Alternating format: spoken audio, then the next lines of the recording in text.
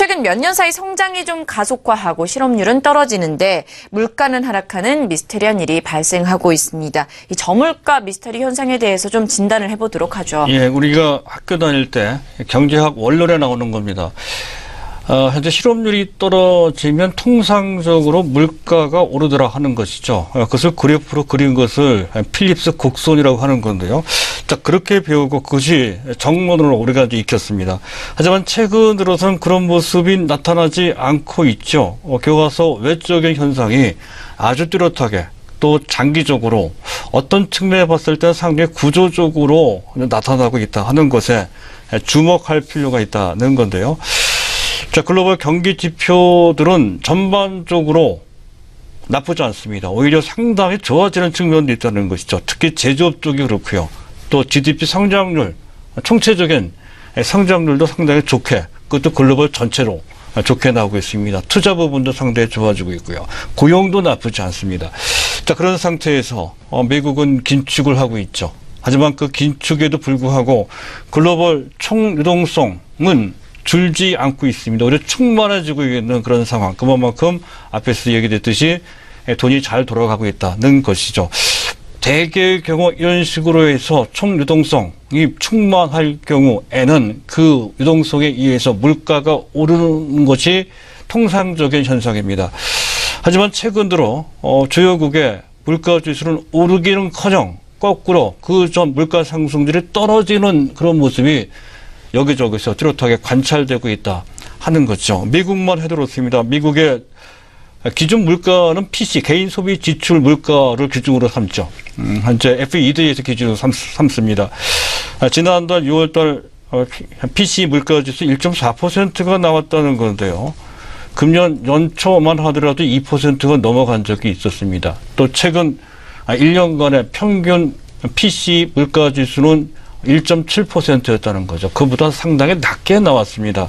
또 유로존도 마찬가지입니다. 한때 1.9%까지 갔던 물가지수가 지난 6월달 물가지수는 1.3%대로 크게 떨어졌습니다.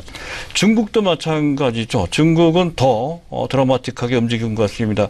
작년 12월달 또 금년 1월달까지만 하더라도 1.9%, 한때 2.3%까지 올라갔습니다. 해서 더 이상 올라가면 오히려 물가 부담이 생길 것이다 우려될 정도로까지 많이 올라갔던 물가지수가 지난달 물가지수는 1.5%, 물론 소비자 물가지수입니다. 생산자 물가지수는 높죠. 소비자 물가지수가 1.5% 정도로 해서 연말 대비 상당폭으로 크게 떨어지는 그런 모습이 곳곳에서 나타나고 있다는 것. 이와 관련된 원인에 대해서 미국의 FED는 아주 주의 깊게 관찰하는 것으로 보입니다. 어쨌든 이 상황을 일시적인 또는 순환적인 현상이라는 설도 있지만 그런 것 같지는 않다는 것이죠. 일부 미국 내에서는 유가가 좀 약세를 보이고 있고 또 미국의 통신료가 인하가 됐다면 그 영향 때문이지 않겠느냐 하는 것이지만 역시 마찬가지로 국지적인 일시적인 요인으로 판단이 된다는 것이죠.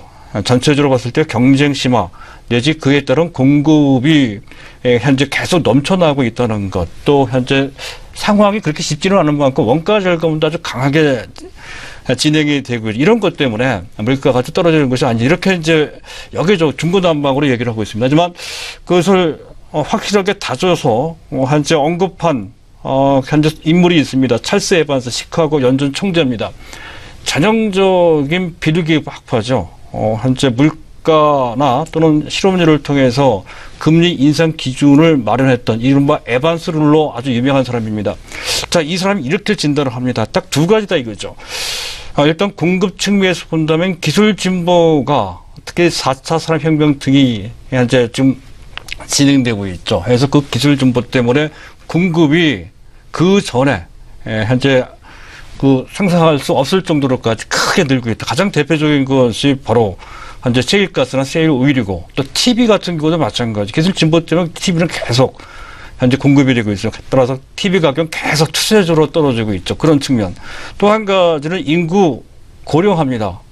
아무래도 고령화되면 소비가 줄죠. 수요가 줍니다. 공급은 늘고 수요가 주는 현상은 이런 상황, 이런 것 때문에 진행이 되는 것이라면 상당히 구조적인 구축화된 그런 상태라는 점을 진단을 하고 있다 하는 건데요.